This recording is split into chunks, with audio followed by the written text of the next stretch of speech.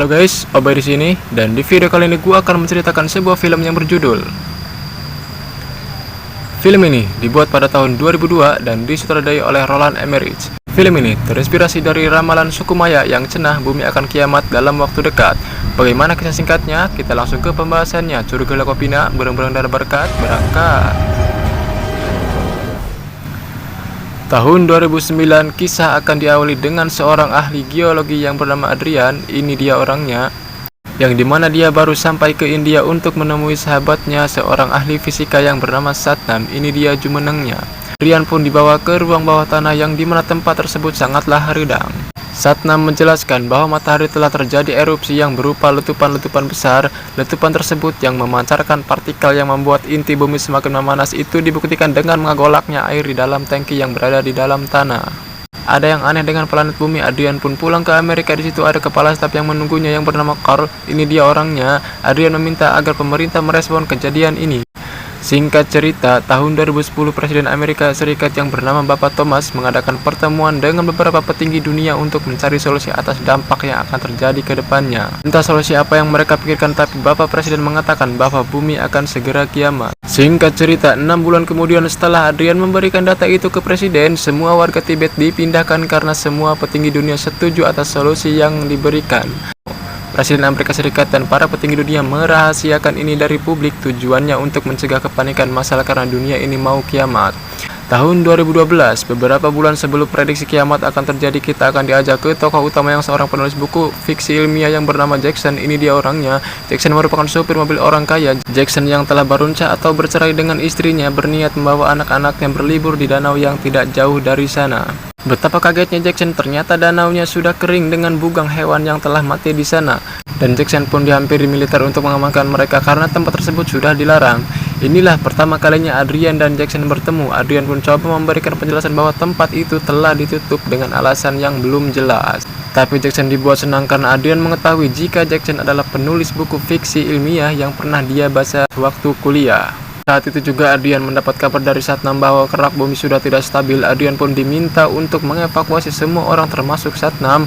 Singkat cerita, karena sudah terlalu malam untuk pulang, Jackson memutuskan untuk berkemah di sekitaran danau. Di situ Jackson melihat seorang pria yang sedang siaran radio yang bernama Charlie. Ini dia orangnya, yang dimana Charlie seorang maniak teori meyakini bahwa pemerintah merahasiakan kiamat agar seluruh dunia tetap tenang. Dari ucapan Charlie yang kurang meyakinkan dan sedikit ngecaprak, tapi Charlie punya data yang akurat yang dia kumpulkan sejak 2009 lalu, juga telah memiliki peta untuk menuju Tibet yang dia yakini bahwa diam-diam pemerintah telah membuat pesawat luar angkasa di sana. Beralih ke sang mantan dan suami barunya yang bernama Kat dan Gordon. Ini dia mereka berdua. Mereka sedang berbelanja di supermarket. Tiba-tiba ketidakstabilan kerak bumi yang diperkirakan ternyata terjadi lebih cepat. Hal itu juga membuat Adrian langsung menghubungi presiden untuk mengevakuasi semua orang yang telah membeli tiket alias orang kaya untuk dibawa ke Tibet. Salah satu orang kaya tersebut adalah Yuri. Ini dia jumenengnya. Ia mendapat kabar bahwa harus segera ke Tibet. Saat itu juga Yuri menyuruh Jackson sebagai supir pribadi untuk menjemput anaknya. Dua anak ini sombong dan pihewaun karena Jackson terlambat. Bocah ini jengkel dan mengatakan rahasia bahwa mereka telah memiliki tiket pesawat. Mendengar kata itu membuat Jackson ngahulang dan takut teringat apakah perkataan Charlie benar adanya. Pun menyewa pesawat dengan jam tangan mahal, kemudian pergi menjemput anak-anaknya sekaligus mantannya. Di tengah perjalanan, Jackson dikejutkan karena gempa dahsyat tiba-tiba datang. Karena bencana tidak bisa diengke-engke, mereka bersyukur karena bisa selamat. Jackson pun berhasil menjemput mereka dan segera pergi, tetapi sesampainya di mana ternyata pilotnya sudah mati. Gordon pun dipaksa menjadi pilot dadakan, tapi tidak dijual 500-an, membuat Gordon panik. Tetapi Gordon mampu untuk menerbangkan pesawat tersebut. Karena pergerakan intip bumi atau kerak membuat air laut menenggelamkan daratan dan bangunan. Jackson mendarat di dekat danau yang menjadi tempat tinggal Charlie. Jackson bermaksud mengambil peta menuju ke Tibet. Saat bertemu Charlie, Jackson mengajaknya untuk ke Tibet, tapi Charlie menolak dan memberikan peta yang tersimpan di sekitar rak buku. Charlie memilih tinggal untuk menikmati dunia yang terakhir kalinya, sehingga kembali ke Jackson yang kegeraan menuju pesawat. Jackson pun diminta untuk mampu menghindari dari hujan lava. Sesampainya di pesawat, Jackson menyuruh anaknya untuk naik duluan. Dia akan mencari peta itu, tetapi Setelah semuanya selamat, Jackson membuka petanya. Ternyata proyek pemerintah terletak di Tibet sehingga mereka membutuhkan pesawat yang lebih besar dan jawabannya adalah Yuri, bosnya sendiri. Yuri menolak mereka, tetapi kebenaran sang pilot membutuhkan co-pilot. Jackson mengatakan bahwa Gordon adalah pilot handal.